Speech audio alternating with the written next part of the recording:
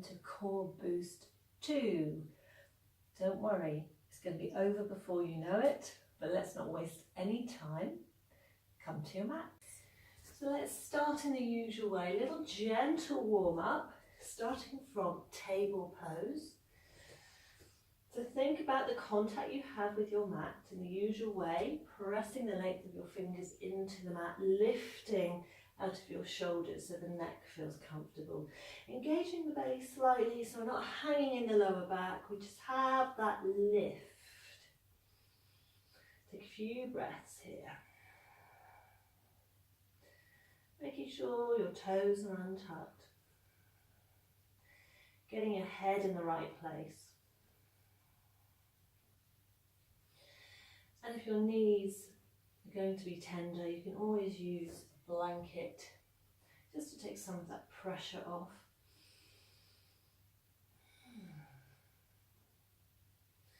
And when we're ready, inhaling, let's lift that tailbone, dropping the belly to your mat. Start climbing up the front of your spine, roll the shoulders back, send the heart forward, maybe lift the gaze if your neck is happy. Exhale, roll the tailbone under first, climbing up the back of your spine now. Press the back of your heart to the ceiling and relax the head. Inhaling.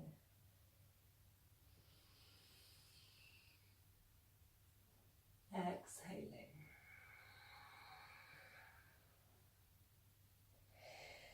So already warming up the core. As we exhale into cat, really drawing the navel to the spine, suck it up.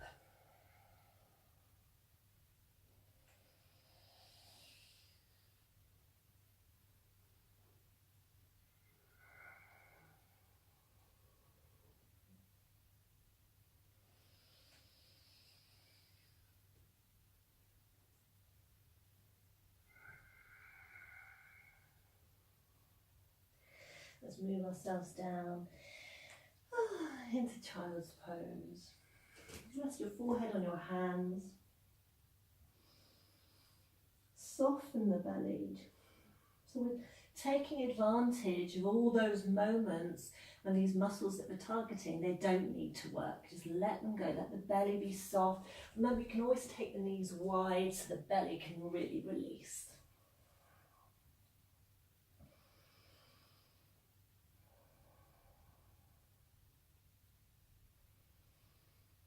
And then let's just crawl our way down onto the mats, onto our tummies.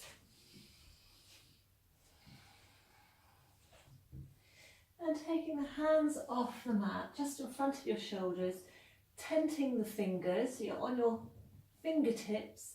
And that's just to discourage you from pressing into the hands first and passing too much weight through the hands. We're working the core, that includes the back muscles, and it's the back muscles we're targeting with this exercise. That said, you still need to zip up your pelvic floor, which is the bottom of your core. You need to draw the lower abdomen in, so you're pressing your pubic bone into the mat, feeling that little lift between your hip bones, so you know you've got the deep core engaged. With all that in place, inhale, just as you did in your cow pose, you're going to lengthen up the front of the spine. And then exhale, just float yourself back down again. Inhale, pulling the navel to the spine, let's climb up, work the shoulder blades onto your back, lift the head. Exhale, float down. Inhale. And exhale.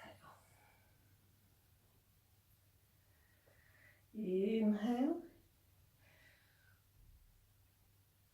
And exhale. Can you feel the back muscles working? Inhale. So be aware of not passing too much weight down the arms. So it might be that you just need to lift a little bit. That works for you. That's what you do. There's no need to go all the way up if it means you lose your neck in your shoulders. And gently release. Crocodile's pose, so turn those legs so the toes point outwards. And relax your forehead. On your hands.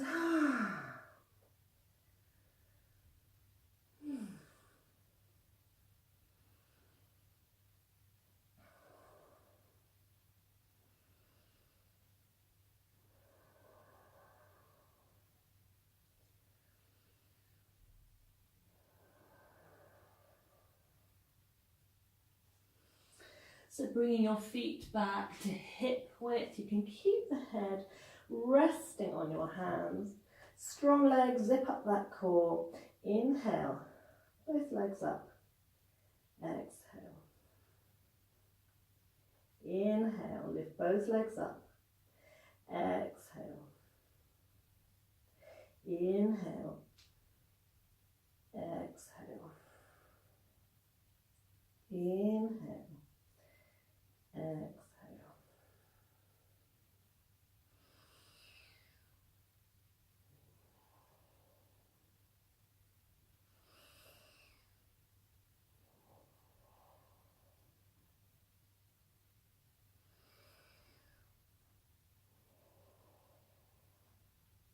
One more. Turn the feet out. Relax.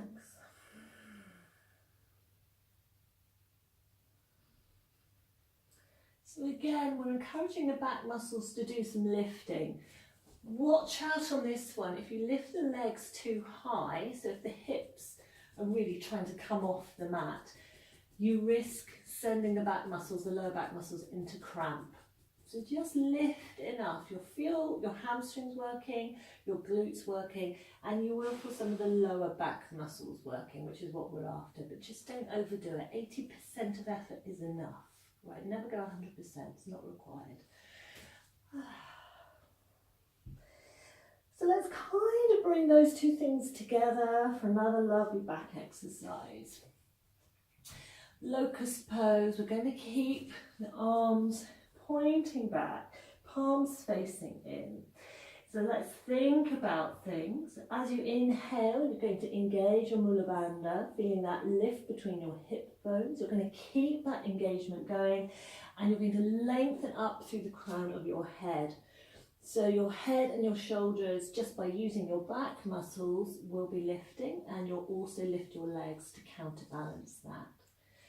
So here we go. Zip up your core, drawing up your pelvic floor, lifting the belly.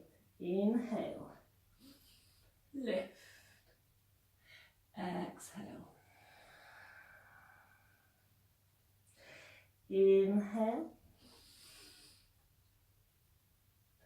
exhale. Inhale, exhale. Have you still got that pelvic floor lifted?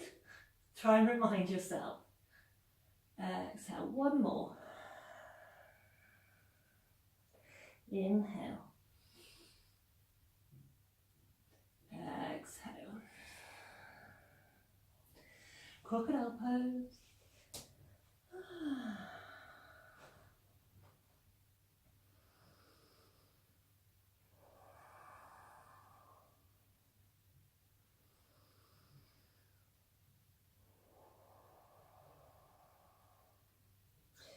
Place your hands underneath your shoulders, engage your core, and as you exhale, ease yourself up to your table. Keep moving back to extended child's pose. And again, let's take those knees wide. Let's surrender into the stillness. So when you have the hands down by the sides, that's when you can really feel the neck and the shoulders release. Should feel good.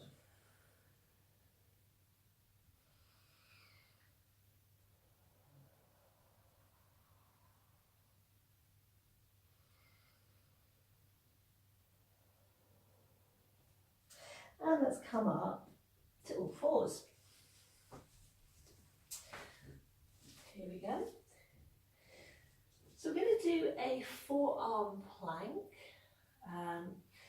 It's a little kinder to the shoulders than a full plank because we've got a wider surface area to share the load.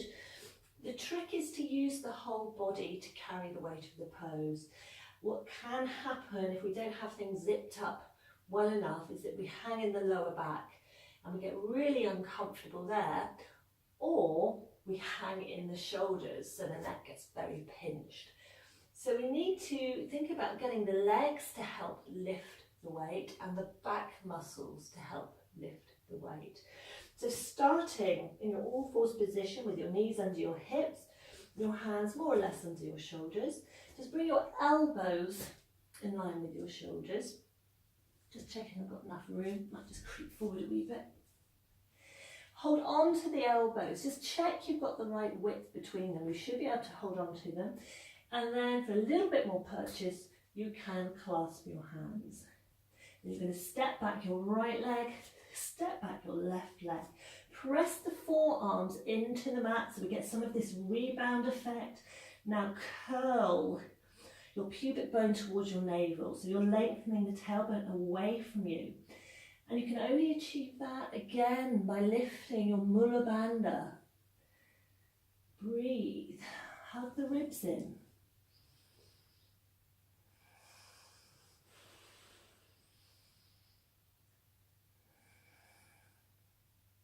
Keep pushing out through your heels. Those legs are really strong.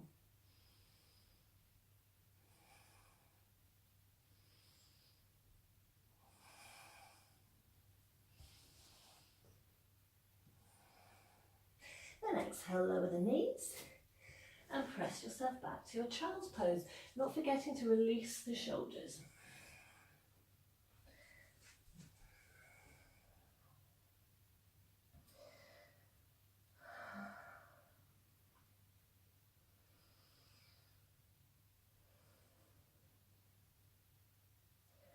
So we're going to do that again. Hopefully it felt okay to you. Again, if it felt too much, just think about the modifications. We've been saying this all the way through this Yogamala practice. If something feels just too much, too intense, you don't bully your body into trying to make it happen. With your plank, what you could do to modify it, and you'll still be working the core, so it's not a lesser pose, you just, rather than lift the legs up, you just move the knees back. So this could be your version of your forearm plank. You could feel the core working. All right, so pick a modification that suits. We're going to do it again, so you've got another chance to try. You might want to try the modification or stick with what you know. So here we go, all fours. Coming down to your elbows, clasp the elbows, clasp the hands. Now as you step back, you'll see that the shoulders become further over your elbows. So you really start, the elbows tend to start a little ahead of the shoulders, and then when you come into the pose, they creep a little forward. And we'll breathe here. Now you should still be breathing. If you're feeling it in your lower back, can you lift a little? If you're feeling it in your shoulders, can you press more firmly through the forearm?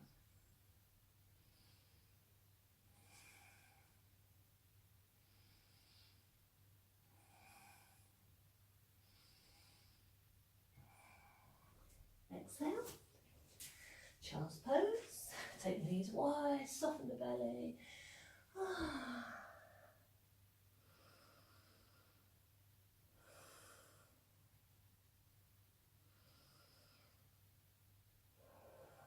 Use that exhalation to release any tension. The breath is your friend. You're going to get sick of me saying that.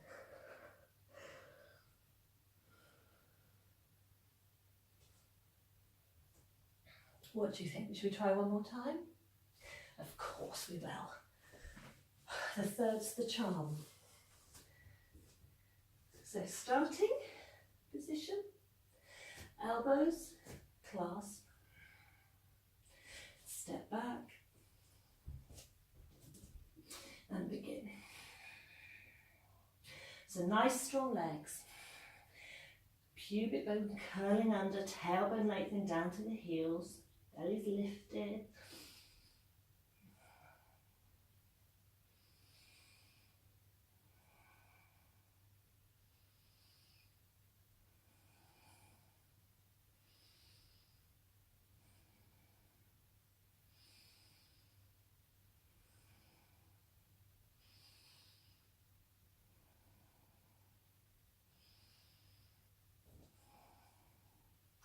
Exhale.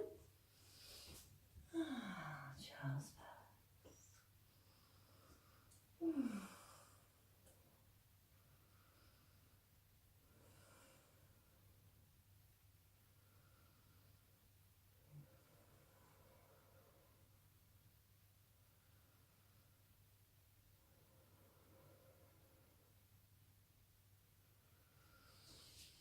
Now reach your arms forward. We're going to take a down dog. Nice long spine. Coming up, tuck the toes under. Inhale, dip the spine, look up. Exhale, push yourself back. Nice long spine. Lift the hips. Have a little pedal out.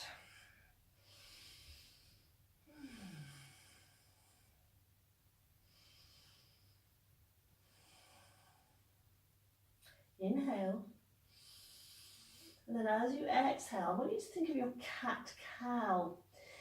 So when you move into your cat, you're sort of rolling the tailbone under. We're going to try and do the same as we move into our plank. So think of really engaging your core to get the spine to move very organically and very sinuously. So inhale, and then exhale, and roll forward to our plank. And as we inhale, we're going to lift the tailbone, just as we did in cow pose, and press ourselves back. Let's try it a few more times. Exhaling, hug the belly in, pushing out through your feet. Inhale, moving back. And again, exhale, roll. Inhale, press back 2 more times.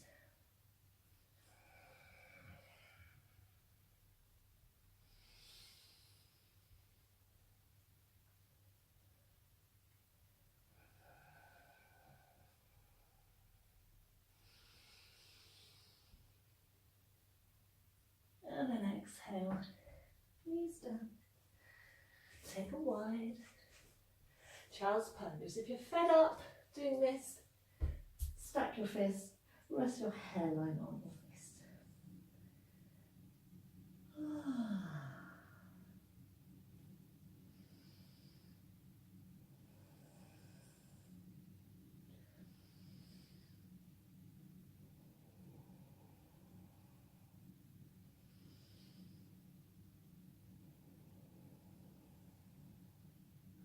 We're going to come back to our down dog, and we're going to move into there from side plank. Now side plank is quite a challenging pose, so if you've got shoulder issues you might want to skip it, or what you could do is, rather than come at it from down dog, you could just do a forearm. I say just, it's a strong pose. You could do a forearm side plank. So you would lie on your side, start again with the elbow just in front of the shoulder, and then you hook yourself up, stack the feet, and you could be here. You try and lift your hips up as high as you can, so we're targeting our oblique muscles, hugging that supporting shoulder blade onto your back. And you'll hold that for 3 breaths, and then do the other side. Really good option, worth practicing. The rest of you, if you know that your shoulders are okay, you might want to give the side plank up on the hand a go. It is a bit of a balance, so you might wobble. I know I wobbled when I was practicing. Fingers crossed it goes all right now. So we'll start with our table pose into your cow pose. Park the toes under, exhale. So bring the feet together. This is the tricky bit, because we want to roll to the right, all right? So we're rolling onto the edge of our right foot, okay? Hug that supporting shoulder in, hug it in, and if it feels, ooh, okay, then you'll lift up. You can always place that top foot on the floor in front of you for more security. Keep pressing the hips up, breathing.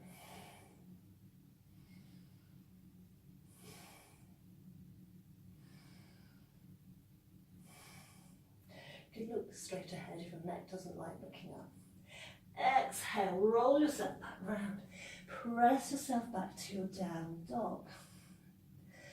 Tune into how the shoulder's feeling. If you want to come down into your child's pose, please do. Otherwise, we'll try for the other side. Always a bit dodgy. There's always one side that's more dominant than the other. So we'll see how we go. Bring the feet together, rolling now onto your left foot, hugging this shoulder blade in and lift. And again, you can always have the foot in front for a little bit more stability. Remember, you've got nothing to prove. Woo! Living dangerously.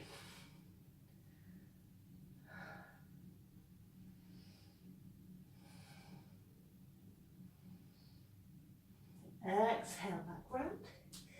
Child's pose. Come down to your mat.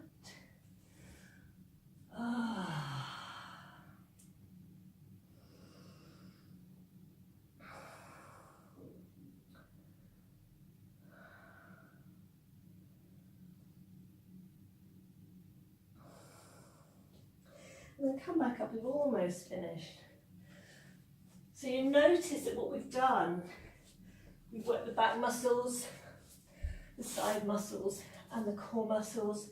The use of the breath is working the diaphragm as well. This top part of your core, remember it's a cylinder.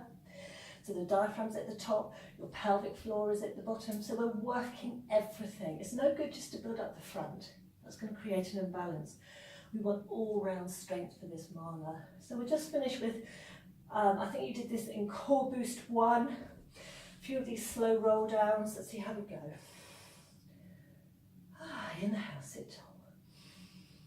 And then exhale, just slow. And what we're doing, we just shake it up a little bit. As we come up, let's go to the side. And then we'll come down. We'll come up. We'll go to the side. And why don't we come down on the side now? Ooh, how does that feel? And then come up through the centre. Come down on the side. Come up on the centre. And maybe, what about bringing the legs in? So keeping things soft. So if we're too rigid, the mind will read that as difficult. So try and trick it with these soft movements. Last one. Bring the soles of your feet together, curl the back, relax the head. Not interested in going down low, let's just release tension from the upper back.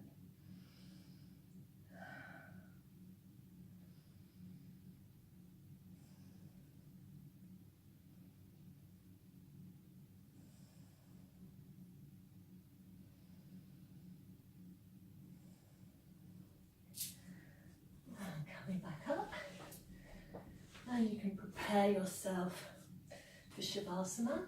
If you've got 5 minutes to spare, it's well worth taking. Try not to skip it. You know how I feel about that. It is important that you take it if you can. Well done.